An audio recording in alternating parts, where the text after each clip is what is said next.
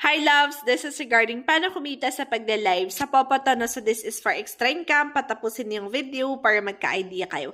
Sabi niya ilang hours po mag-live. Guys, sa Popo guys, 1 hour solo live, 1 hour na party live task. So tig 1 hour siya.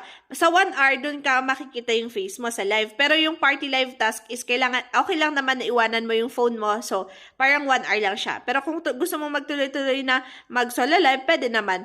And then GYC guys, mag-GYC kayo para makapag-earn pa kayo ng ibang mga coins. I-trade nyo siya para maging points.